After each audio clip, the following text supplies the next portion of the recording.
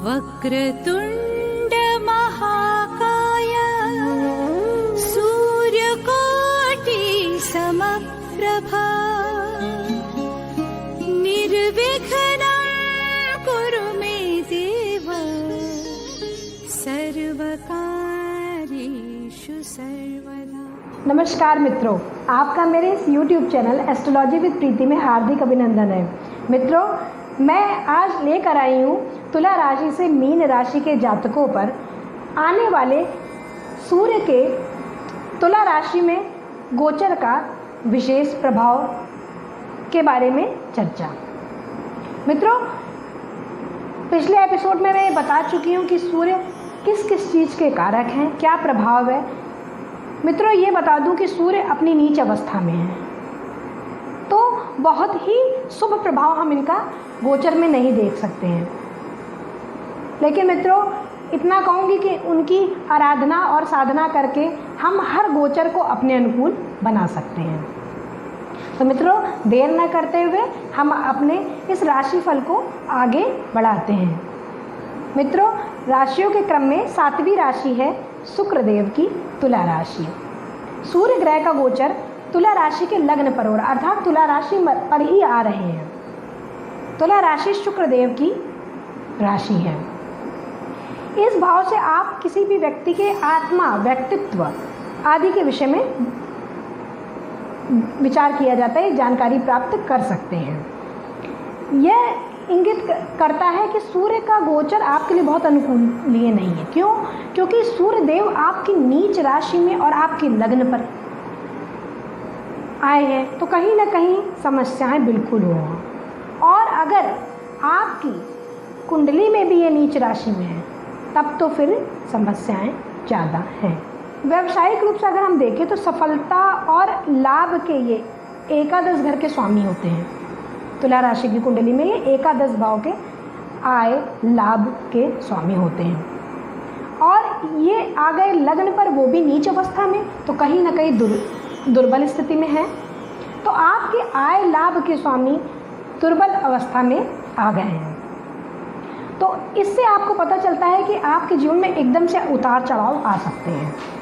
आत्मविश्वास की आप में कमी पूरी देखी जाएगी।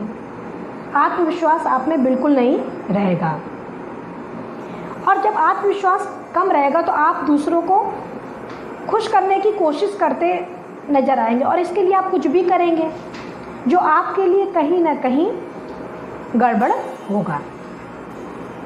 आपके कार्यालय में नकारात्मक परिणाम आ सकते हैं। बॉस, आपके जो वरिष्ठ अधिकारी हैं उनसे संबंध खराब हो सकते हैं।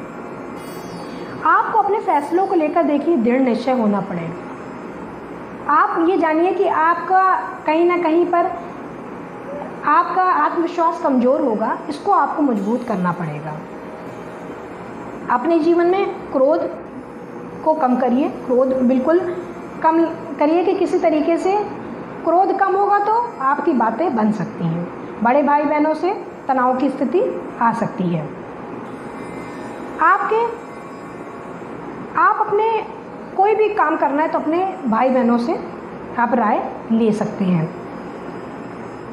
आप अपने दोस्तों के साथ समय बिताइए, लाभप्रद रहेगा। बहुत ज़्यादा नहीं, पर हाँ, अपनी कुछ अच्छे दोस्तों से आप अपनी कोई भी समस्या है जो डिस्कस कर सकते हैं। आपके लिए देखिए पिता के भी क्योंकि कारक हैं तो पिता से भी कुछ ना कुछ मनमुटाव हो सकता है।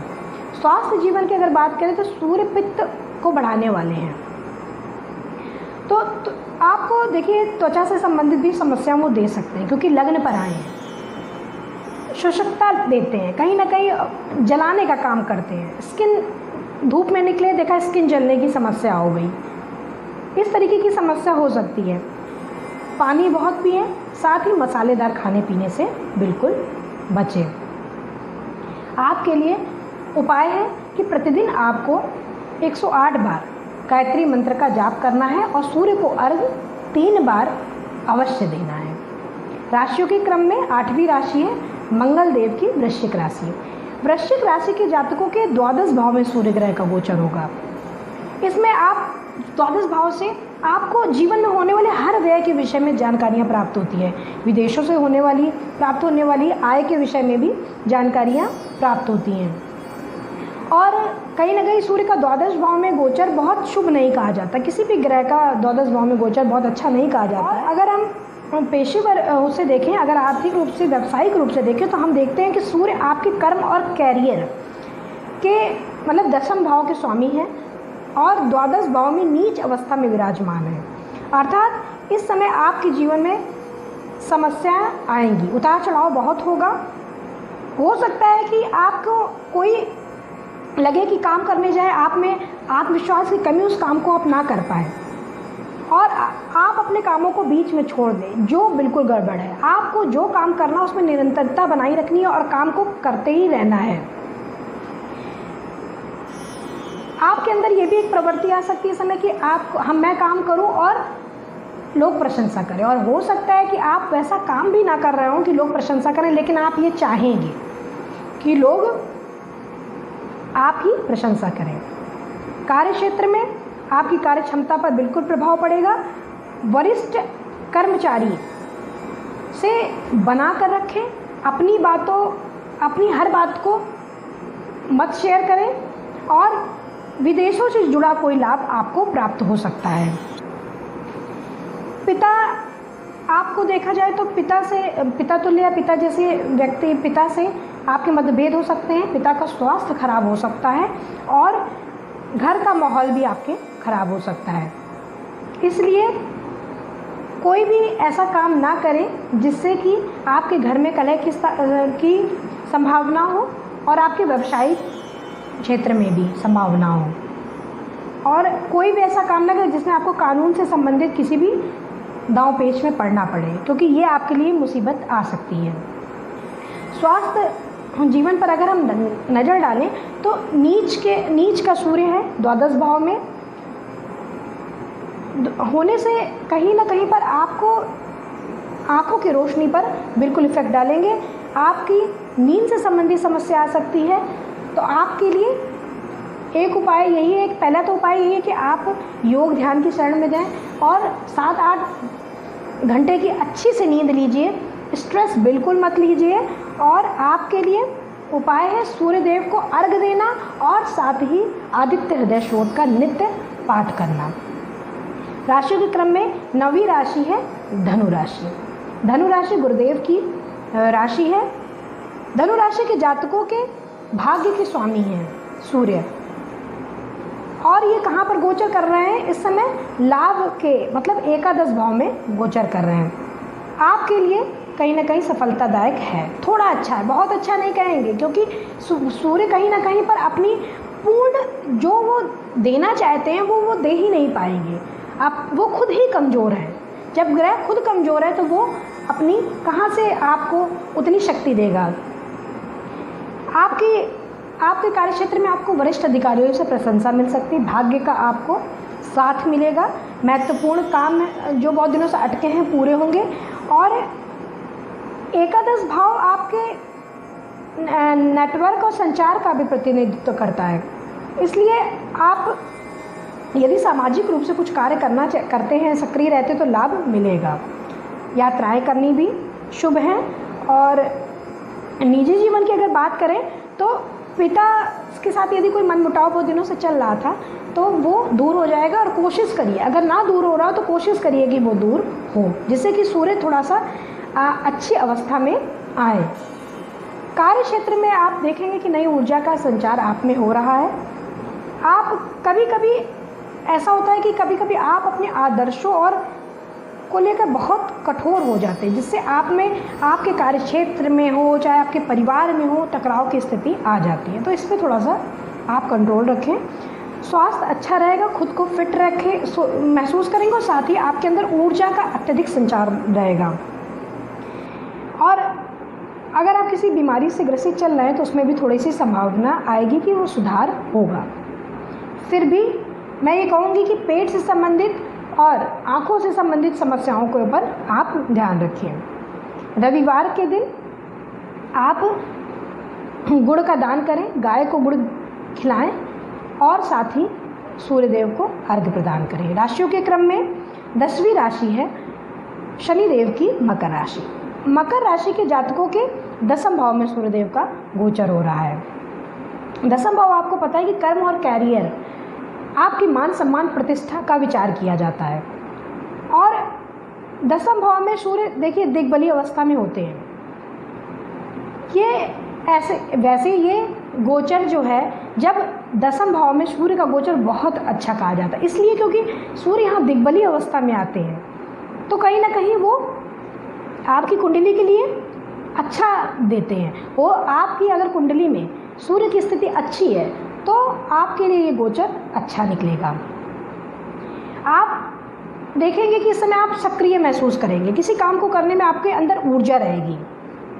सूर्य का आपके क्योंकि अष्टम भाव के स्वामी होते हैं, मकर राशि वालों के लिए अष्टम भाव के स्वामी हैं और 10वें भाव में विराजमान है इस समय, तो आपके जीवन में कोई भी समस्या, देखिए समस्या आएंगी, क्योंकि कहीं ना कहीं अष्टमेश बताते नहीं हैं कि अष्टमेश कहीं भी जाएंगे वहाँ पर समस्या क्रिएट करेंगे। अगर अष्टमेश सूर्य हैं वो 10वें भाव में गए तो वहाँ पर भी वो समस्याएं क्रिएट करेंगे, लेकिन क्योंकि सूर्य को दिग्बली वहाँ पर अवस्था में होते हैं तो वो समस्याएं भी अपने आप आएंगी और चली भी जाएंगी। बॉस से, अपने वरिष्ठ अधिकारी से बना कर रखें, किसी भी कार्य क्षेत्र में किसी भी तरीके की ऐसे कार्य ना करें कि जिससे कि कार्यालय का जो माहौल है वो खराब हो। आप अगर इस समय सोच रहे थे बहुत दिनों से कि कोई प्रोजेक्ट करें तो इस समय करिए। समस्याएं आएंगी, बिल्कुल आएंगी, लेकिन वो ख़त्म भी हो जाएंगी। पिता के साथ आपके संबंध अच्छे रहेंगे और आपको अगर प्रतियोगिता परीक्षा और इसकी तैयारी कर रहे हैं या शोध परीक्षा की तैयारी कर रहे हैं तो बिल्कुल आपके लिए बहुत अच्छा समय है। अष्टम भाव रिसर्च का है और साथ में आप अगर एस्ट्रोलॉजी, ज्योतिष, इस समय तरीके की विद्या में अगर विश्वास करते हैं तो ये भी अगर आप इसको अपने कार्य क्षेत्र में लाना चाहते हैं तो इसके लिए भी बहुत अच्छा गोचर आपके लिए रहेगा। ब्लड प्रेशर या से संबंधित कोई समस्या है आपके लिए समस्या होगी। हड्डियों से संबंधित समस्या सूर्यदेव लेकर आएंगे, इसलिए शारीरिक क्रियाएं करते रहिए। योग, ध्यान का सहारा लीजिए, तनाव कम कर रखें और साथ में सकारात्मकता जितनी ज़्यादा से ज़्यादा अपने आसपास ला सके लाए। सुबह शाम अपने जीवन में नित्य योग, ध्यान, इन सब का सहारा लेते रहें। आपके लिए उपाय, सूर्य को अर्घ दीजिए 3 बार, रोली, अक्षत और पुष्प डाल के, और साथ ही ओम गृणी सूर्याय नमः का 108 बार जाप करिए। राशियों के क्रम में 11वीं राशि है कुंभ राशि, जो कि शनिदेव की राशि है। कुंभ राशि के जातकों के 9वें भाव में सूर्य का गोचर होगा। यह भाव आप जानते हैं कि भाग्य को प्रदर्शित करता है, लंबी यात्राओं के लिए कहा जाता है। पिता के भी को भी बताते हैं कि पिता भी को भी यहाँ से देखा जाता है। तो इस भाव में सूर्य बहुत अच्छा प्रभाव नहीं देंगे कि इसे, या ये कहें कि बहुत अच्छा प्रभाव है तो वो नहीं होगा। लेकिन हाँ, अगर ये बात कहें कि क्योंकि कुंभ राशि में ये आपके 7वें भाव के स्वामी हैं, तो आपके रिश्ते और आपके जीवन साथी के रिश्तों में कहीं ना कहीं पर अहम की भावना आएगी, क्योंकि नीच अवस्था में है। यह नीच अवस्था में होने से, दुर्बल अवस्था में होने, ये इंगित करता है कि जीवन साथी के साथ आपका टकराव हो सकता है, आपका रिश्ता प्रभावित हो सकता है। इसलिए आपको इस बात का ध्यान रखना है कि अपने जीवन साथी को आपको मना कर रखना है, और क्योंकि आपका कहीं ना कहीं भाग्य जो है वो जीवन साथी से ही जुड़ा हुआ है।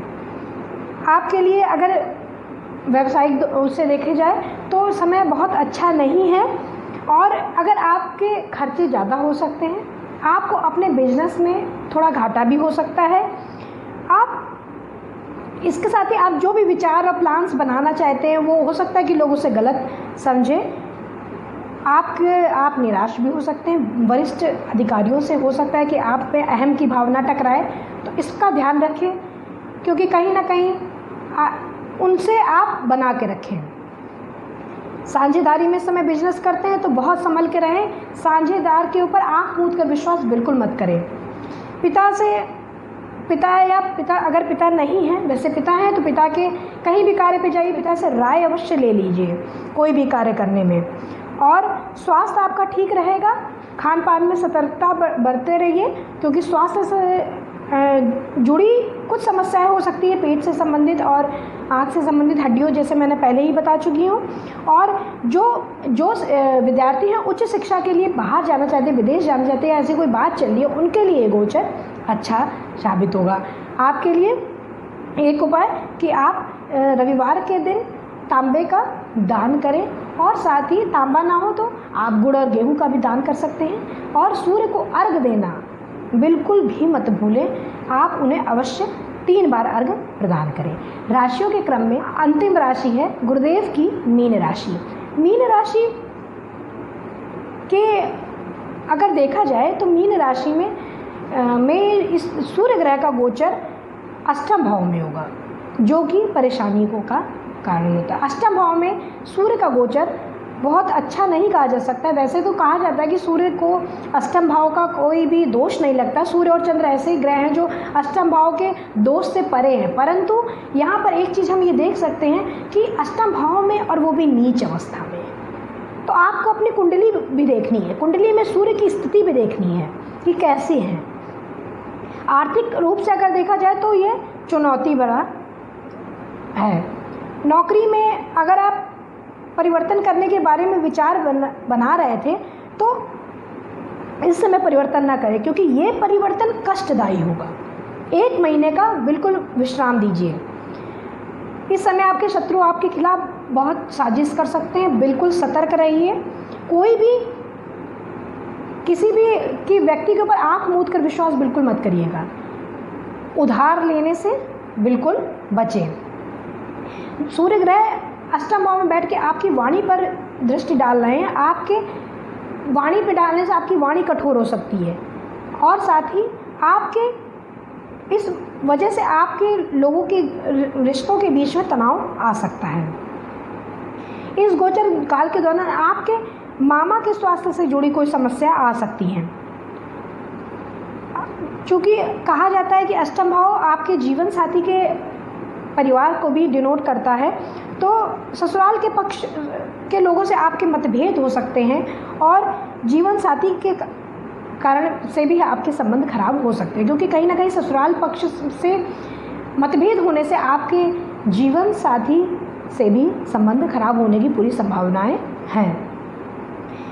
और स्वास्थ्य जीवन की अगर बात करी जाए तो प्रतिरोधक क्षमता कम होगी। आँखों से संबंधित समस्याएं हो सकती हैं। खान पान पर विशेष ध्यान दें, और ध्यान योग को दिनचर्या में अपने करें, वरना आपकी प्रतिरोधक क्षमता कम होने से आपको रोग गिरफ्त में ले सकते हैं। हड्डियों से जुड़ी समस्याएं आपको हो सकती हैं, और साथ ही साथ पेट से संबंधित समस्याएं आपके लिए आ रही हैं।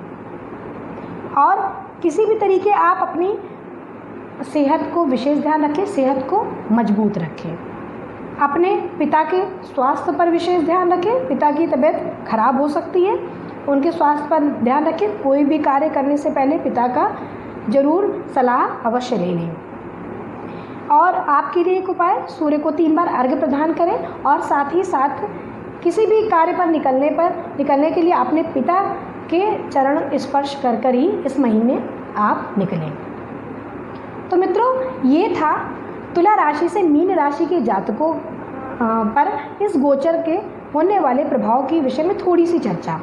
मित्रों, ये बताना चाहती हूँ कि ये जो गोचर है, इस गोचर में आप अपने अति महत्वपूर्ण कार्यों को कुछ समय के लिए, 1 महीने का ये गोचर है, 1 महीने के लिए इसको रोक दीजिए, क्योंकि कहीं ना कहीं सूर्य हमारे जो ग्रहों के राजा हैं, जो हमारी कुंडली में बहुत चीज़ों को डिनोट करते हैं, वो नीच अवस्था में आए हैं। नीच अवस्था में आए हैं, वो कमज़ोर हैं, तो आपको भी कहीं ना कहीं वो अपनी पूर्ण क्षमता नहीं दे पाएंगे। और मित्रों, कोई भी गोचर का फल देखने के लिए पहले आप अपनी कुंडली में उस ग्रह की अवस्था को देखिए।